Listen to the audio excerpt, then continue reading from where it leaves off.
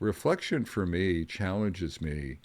It improves my self-awareness, and very often it changes my direction, not just of my decision making, but it gives me additional info or insights.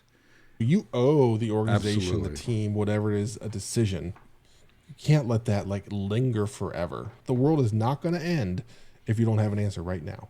But you have to have an answer. Reflection isn't just a wishy-washy thing. You're reflecting to improve.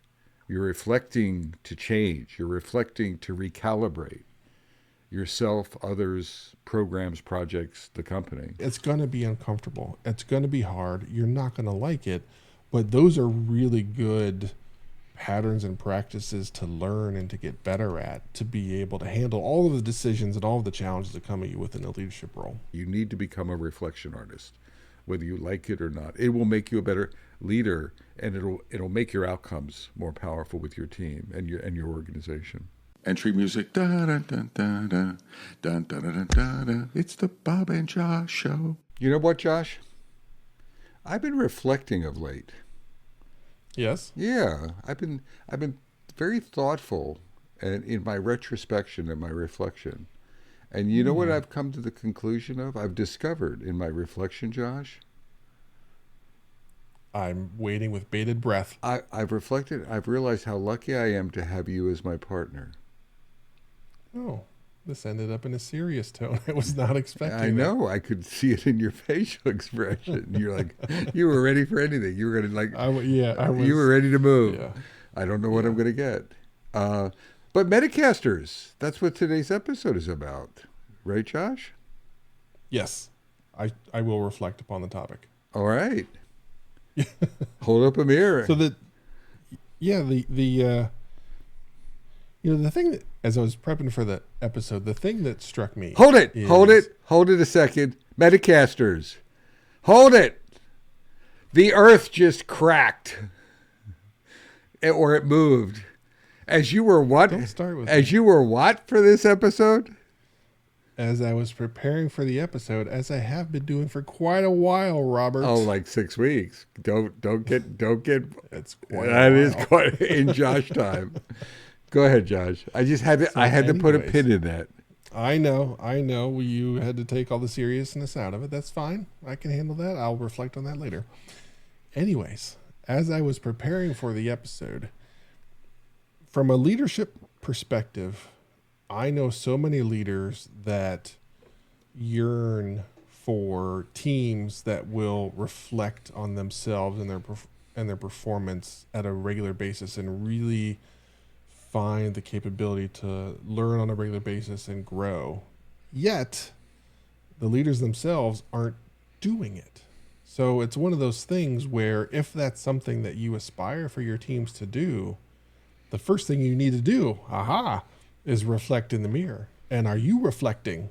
And I'm assuming not. If you're not setting that example, if you're not showing how you are being thoughtful about how things have gone, how things are going, and making adjustments along the way, then you know what? Surprise, surprise. I bet your teams aren't doing that either.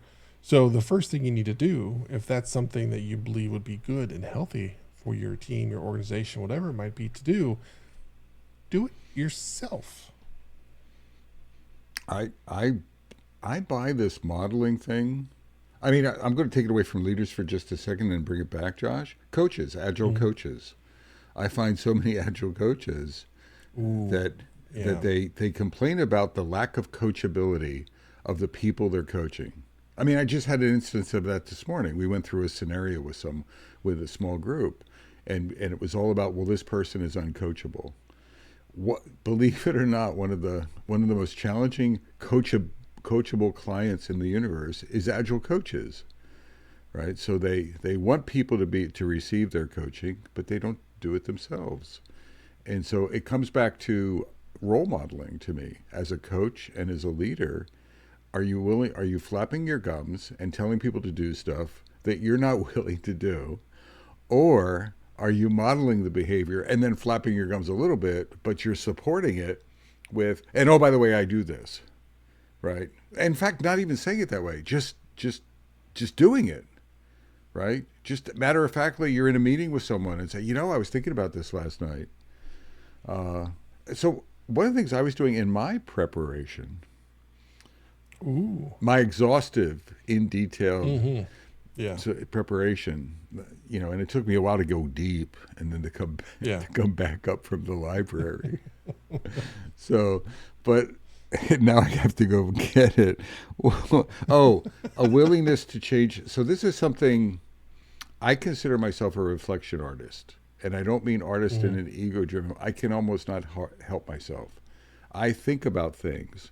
And so I can't tell you how many times, Josh, that someone has proposed something to me as a leader and I shot it down, or I lacked receptivity, or whatever, right? I just, it didn't resonate.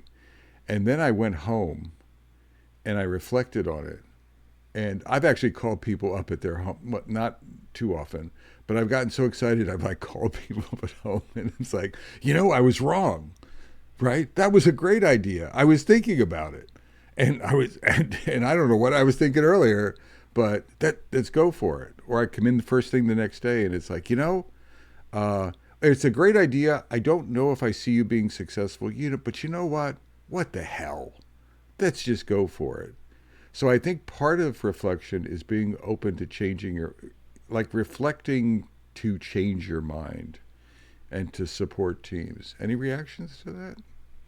Yeah, the thing that I want to make sure people heard from that talk through that Bob gave is that there was time he allocated at a later date.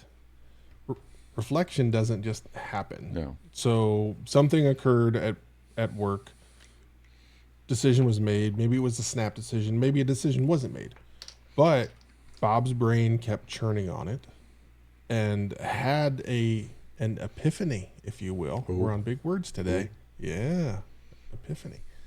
And realized, oh, you know what? Let me process that a little bit more because maybe I was wrong. And then again, you keep the wheels turning. So this, you have to be intentional with it. It's not going to just happen. Now, there are some folks, and I am guilty of this at times, where it's always happening and I need to turn it off at times. Yeah. It's night and I'm trying to go to sleep and I'm still churning on something and I'm trying to hey brain, stop. Let's do something else. Let's sleep now. So there's the other end of the spectrum. But what you'll find is that when you allocate intentional time to reflect on things, you'll have those discoveries along the way that you could have just driven right past. And I think that's where most people really miss the boat. And it can be difficult to allow yourself to do that, especially in leadership moments where you may feel like you have to have the answers. You may have to give a yes or no right now. Guess what? You don't. It's okay for you to go away and come back and have really thought it through and said, you know what? After thinking it through, here's what I think is the best answer. Here's what I think works best. There's absolutely nothing wrong with saying, let's think on that. Let's pause. Let's noodle. Let's whatever term you want to use. That's a perfectly viable answer. It's okay to say, I don't have the perfect answer right now, but I'm going to go figure it out. Or we're going to go figure it out. We're going to go do this. But that's where that reflection is never even enabled to happen because it's just, oh, I got to have an answer. And no, you don't. I do think, though, I think it's, so yes, Ian, I'm not disagreeing with you, but I think it's more powerful, Josh, if you have an answer and then you change your mind. Or if you use the word, you don't always have to say I was wrong, but I think there's something powerful about, I thought about, so I did, because as leaders, you have to make snap decisions. You do. Very often, you have to make, particularly upward, how long is it going to take? Can you squeeze this in? Very often, I'm going to noodle on it. Is not so you may be forced or have a snap decision, but I think it's really cool when I don't know. I think it's okay when you come back and say, I thought about this more, and I was absolutely freaking wrong because I didn't think about this, this, and this. And I felt like I was pushed into it, but these factors are really important, so it's going to be 2 weeks later. I think having that loop, that reflection, redecision, or redecide loop, or re-reaction loop is powerful for folks to say, hey, you know what? We have permission to think about it. We have Hmm. permission to say, I don't know. We have permission to say I was wrong. We have permission to say, well, let's try it. Yeah, it is definitely the most powerful way to model that it's happening. Um, uh, going back to the angle that I was coming at with, Bob makes a good point. If you're going to say I'm going to noodle on it, what you need to do is you need to put like a time box on it. Yeah, Because what happens is oftentimes people noodle on stuff and then they noodle on it forever and there's never a decision made. So you owe the organization, the absolutely. team, whatever it is, a decision. You can't let that like linger forever. To Bob's point, we need to make decisions and move on. Now, you can go one of two routes. You can go, and there's no way to prescribe what the right thing is, but you should be able to figure it out. Maybe you have to give an answer, and maybe after thinking on it overnight, weekend, whatever it is, you come back and say, "Ooh, I was wrong." Or there are times where it's perfectly okay, and I'm harping on this because I don't think it happens enough. There are times where it's okay to say, "Yeah, okay, there's a couple really good options. I'm not sure what the best one is. I'm gonna go think that through, and I'll have an answer on Monday, Tuesday, Wednesday, tomorrow, 2 hours from now." Right? It's okay to do that. The world is not going to end if you don't have an answer right now, but you have to have an answer. Yeah. I think there's a personality type part to that. So I'm going to generalize it, Metacasters, but I think extroverts are real easy with snap decisions. It's easy for them to, and they usually don't think things through. I think so. So that's comfortable for extroverts. And thoughtfulness is always comfortable with them, so that makes them uncomfortable. Introverts, I'm an introvert. I like my default answer is give me some time, Hmm. right? I want time. Now I've trained myself to be able to make snap judgments as a leader, but then I'll course correct them if I have to, right? So I'm more comfortable with that, and I'm not averse to saying I need time. I need to think about these options. But I think there's different types, and if you're an introvert talking to an extrovert leader, realize that they're expecting you to make a snap decision, and you may have to, and don't if you're not comfortable, don't do it. But you may have to finesse that, right? You may have to because their view of the world is snap decisions are easy, and you're a thoughtful thinker. So part of that is understanding the system dynamics of the personalities that you're with and navigating that and negotiating that. And some people are sort of comfortable in the middle. I probably Hmm. gravitated more into the middle over time. Yeah, I think as your leadership path grows, you end up having to live in the middle at times, and or you have to learn how to operate in the middle. Yeah. Maybe you aren't comfortable living in the middle, but there are times where you recognize, okay, the most important thing for me to do is to have a decision right now for us to get going because we just need to go, and it's okay if it's not perfect, and getting over that is sometimes hard, and you have to work through that. So, yeah, it's one of those things that I can tell you early in my career, I often felt pressured into having an answer when I felt like the best I could do was provide a best Yeah. guess. And for me, that was uncomfortable. But for others, that was okay. And so, whatever the spectrum is and looks like, you, ha- you have to recognize where you sit and over your career work at being able to flex throughout the entire spectrum when it's necessary. It's going to be uncomfortable. It's going to be hard. You're not going to like it. But those are really good patterns and practices to learn and to get better at to be able to handle all of the decisions and all of the challenges that come at you within a leadership role. And it's not just decision making for reflection. Like I've reflected on, I got a 360, or I've gotten an annual review with my boss, and we had a dialogue with it, and then later on I would be noodling about it, and and things like I'd be thinking about what they said and how they said it. What was the balance between positive feedback and constructive feedback? I'd be thinking about what they didn't say, like why didn't it mention how handsome I am? I wonder why that was missing. Yeah. have I lost a step in my boyishly good look? So, or but really reflecting. I've done that when I've left a job. Either I've been fired a few times. I can't imagine why, but I've left, and I'll reflect on the job, and I find that distance sometimes really gives you a good lens. Like when you're in the game, when you're immersed, like separating yourself from it somehow, going home, going for a walk in the woods, going to a ball game or whatever, and then coming back and recharging, can give you a new lens into the reflection. So it's not just reflecting on decision making as a leader. It's reflecting on when was the last time I said I high fived some member of the team. When was the last time I gave appreciations to the entire team and to individual team members? Things like that. Why didn't I? It's been a year. What's going on? What the hell's going? Bob? What's going on? Were you on a junket to South Africa, or were you there and just not available? So thinking about your leadership role, thinking about your overall performance, thinking about decisions that are being made. I'm not trying. I know this sounds like a lot. It's not all at once, but what I'm trying to say is the reflection landscape should be broad and deep. It's not just the decision-making landscape. Josh, any reactions to that? Yes, I'm not excited about this. In a recent newsletter article that I wrote, that's my homage to Bob. This really is a recent newsletter that I wrote.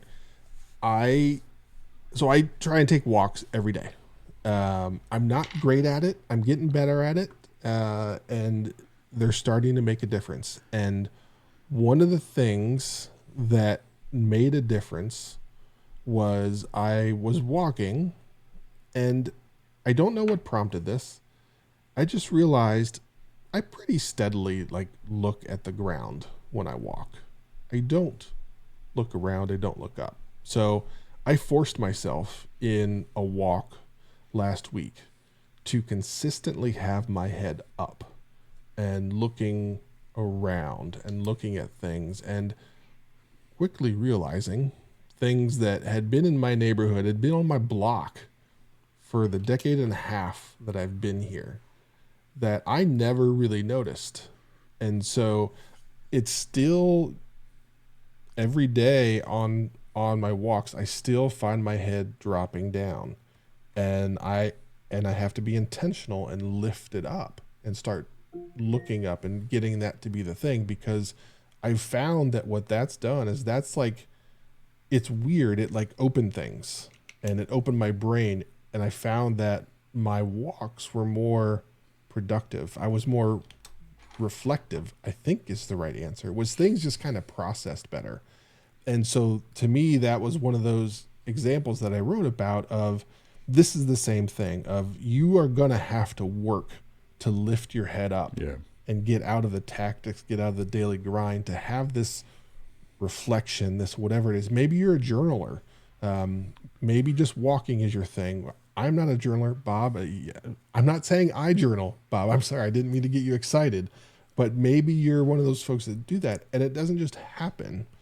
And so and when you start doing that on a consistent basis, whatever that trick or trigger is for you, then I think you'll start seeing really good returns on the investment. So one of the things I challenge all of the listeners with is try a couple different things. Try things like that. For me, it was as simple as, when I'm walking, get my head up, look in the trees, look in the sky, look at the top of the houses, the top of the buildings, whatever it is.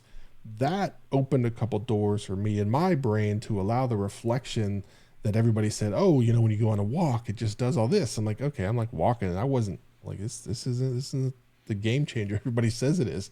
But I had to keep trying things. And so I found a thing that so far over the past week is working, but it required effort. It required me to make a change. And that's what you're going to have to do to be able to start to gain advantage. And you're going to have to find your thing, whatever it is. The first thing you try may not work.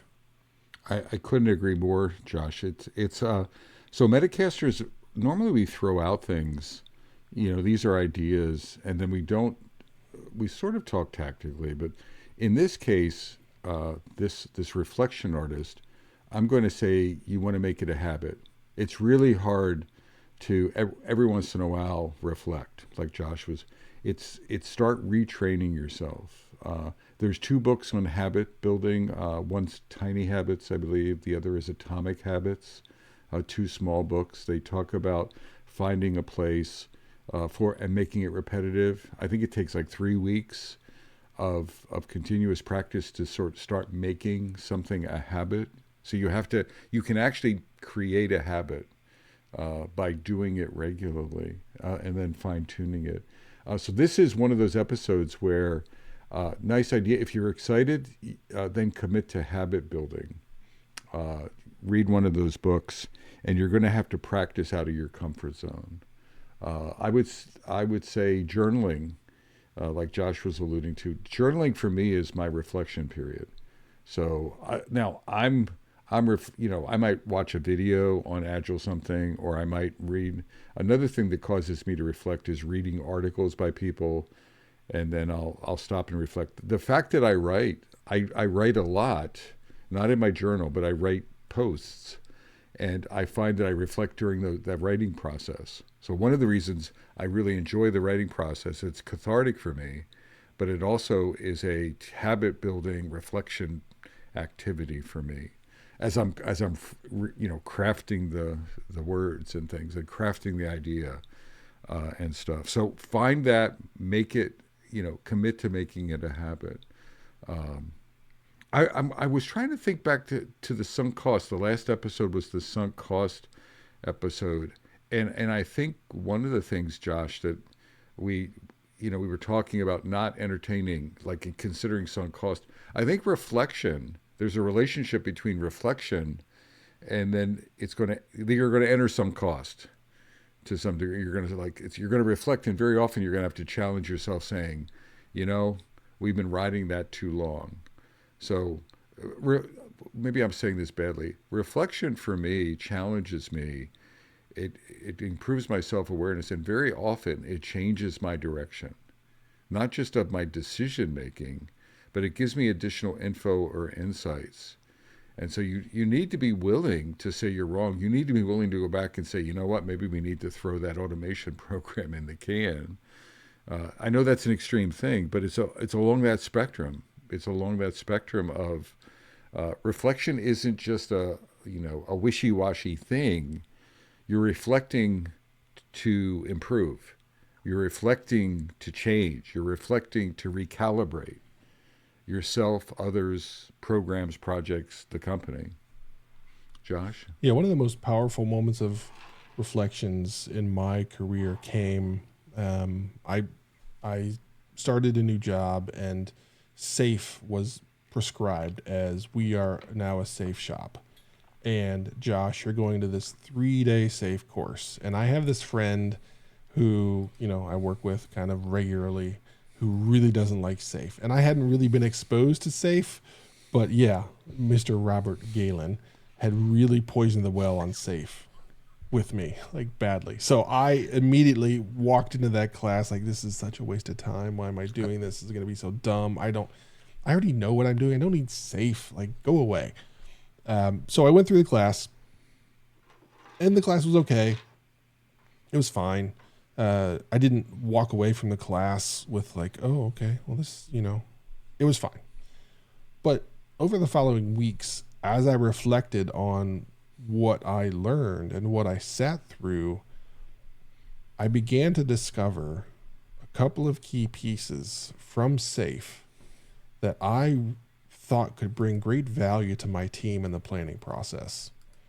And I pulled those little bits out, and I built those into part of my whole planning scheme that I have now, that I've built courses around, and I sell to my customers and all these different things. But that happened because I went into that SAFE class, and I was closed-minded in the moment, but at least enough of it got into my brain that my brain could churn on it. And I walked away extracting a very key piece out of it that has literally changed the course of my career and set me off in directions that probably wouldn't have happened if I didn't have that class put on top of me. And if my brain, if I didn't allow it to chew on that and realize, oh, wait a minute, there's a couple of nuggets there that if I can pull that out and apply like this, I think we can be really successful as a team, as a product, as an organization. And then I just kept building on that over the next decade, and it's opened numerous doors. But that only happened because my brain kept churning on it. Now, as I mentioned, sometimes Josh's brain churns a little too much, but that was one of those times where that churn really made a difference. Part of it, I think, it's part of it. People talk about mindfulness. So mindfulness is quiet and it's related to finding your habit, finding a quiet time of day, find, Josh used the magical word epiphany, I think, earlier. And so I usually get epiphanies in the shower. Now I'm joking, Metacasters, but I'm just trying to make Josh, squirm a little bit here. What? Shower is an idea generator for Josh. Is it? It is. Yeah. Okay. So I'm sorry to all the listeners out there, but yeah, it is. And we'll leave it there. We'll leave all the imagery. We'll leave it right. But it's find that quiet place, that mindful place. I try to sometimes listening to music. I play some weird tones. I have hearing aids. I have something called tinnitus, and I play something like calming to combat the tinnitus, and it also puts me not to sleep, but it just calms me. And I sit in a chair and I just take 15 minutes and I just see where my brain goes. So part of it is this practice of mindfulness, I think is an important part. It's not just having a habit where you go to the noisiest coffee shop in the world, you plug in Led Zeppelin, and that's probably, you find a place where, it can foster that. Yoga, meditation is our mindfulness practices that can help with that. Another thing I want to go back to something Josh said, is finding the time. Metacasters, I'm going to say leaders, Metacast leaders, this is a must-have. I don't care if you like this episode or not. I don't care if you like my red hat or not. This reflection. Every leader needs to be a reflection artist. Josh shared that's what made him the leader that he is, part of that activity. And it is an imperative that you take the time. So it's, I'll play around, I'll try my best, except no, you need to reflect. That's your job. Your job as a leader is tactical. So to me, a reflection is synonymous. I almost didn't get that out. Synonymous with strategic thinking, looking forward thinking.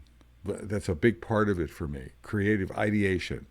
What are the big rocks? Where are we going? What part do I have to play in that? That's your job as a leader. So you have to figure this out. I'm going to put the monkey on your back and say you need to become a reflection artist, whether you like it or not. It will make you a better leader, and it'll make your outcomes more powerful with your team and your organization. And that is not a light switch. I distinctly remember the moment in my career where I had to figure that out. It was my first CTO role, and the first, year of that role was just putting out fires.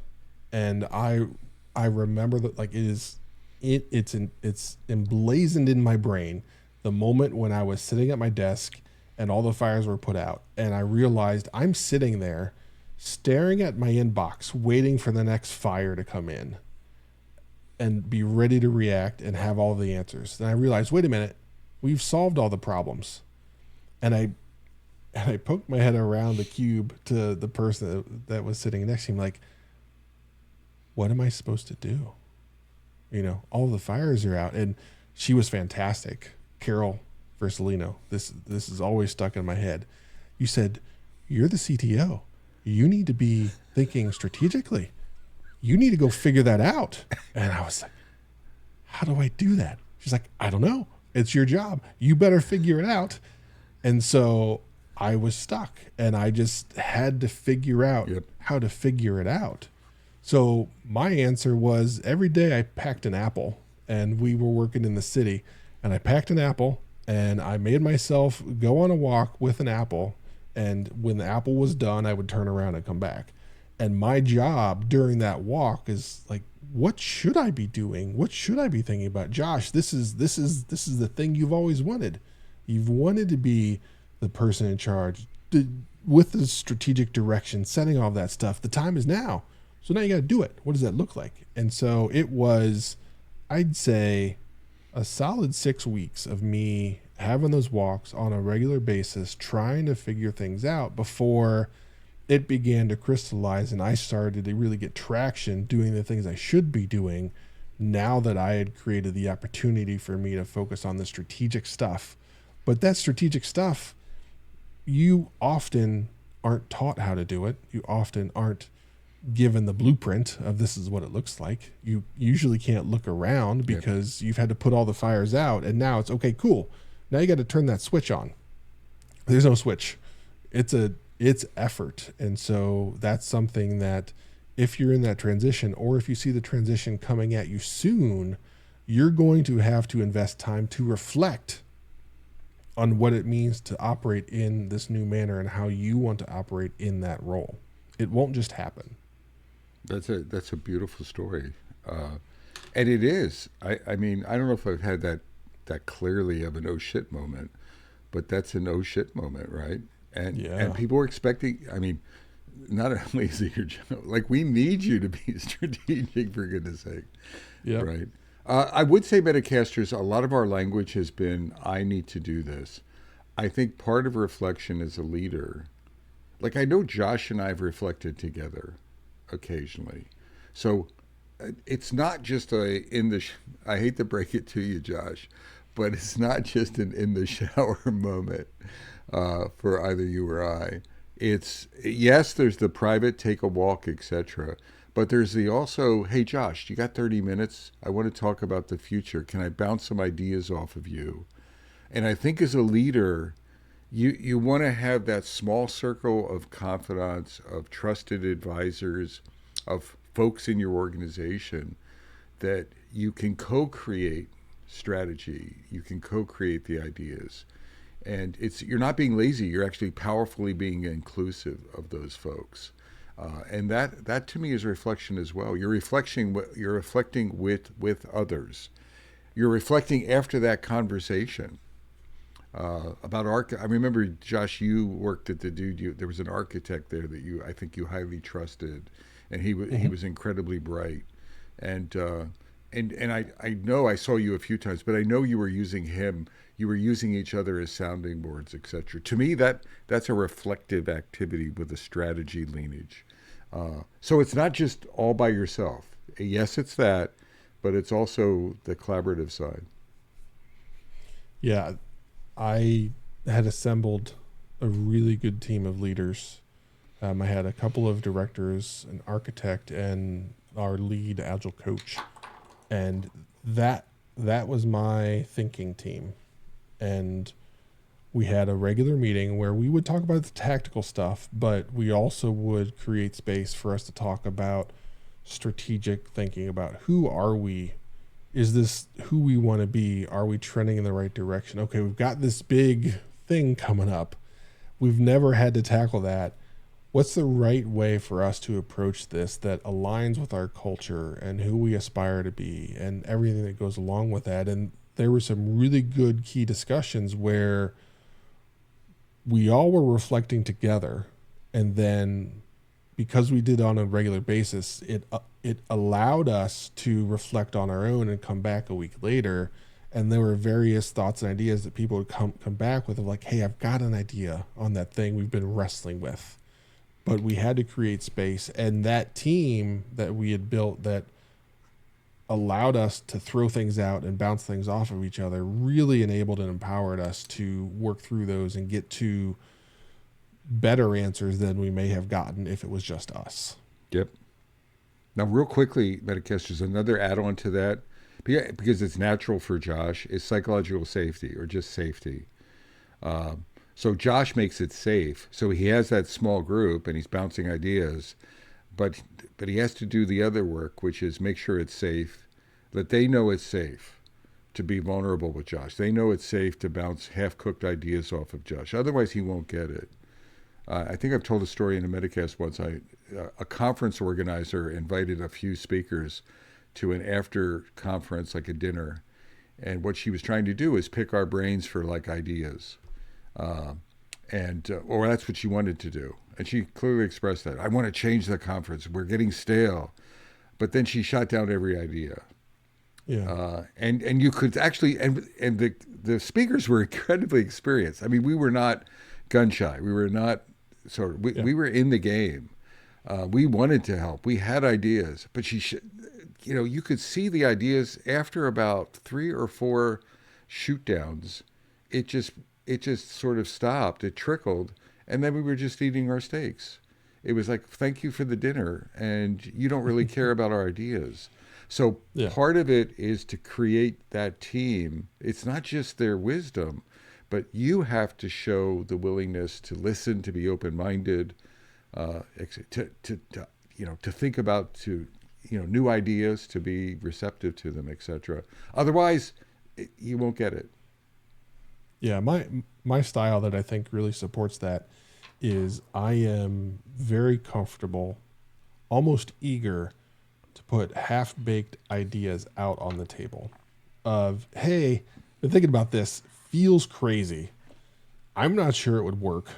I want to put it on the table, get some feedback, understand if you guys think I'm freaking crazy or if maybe you think it's a great idea, but it needs some more work. Yep. And so my willingness to put half-baked ideas out there and my total comfort with them being absolutely trashed creates an environment where I am showing you that, hey, this is fine. And so now with that modeling, then I open the door of, hey, you can do the same. And there is no risk here.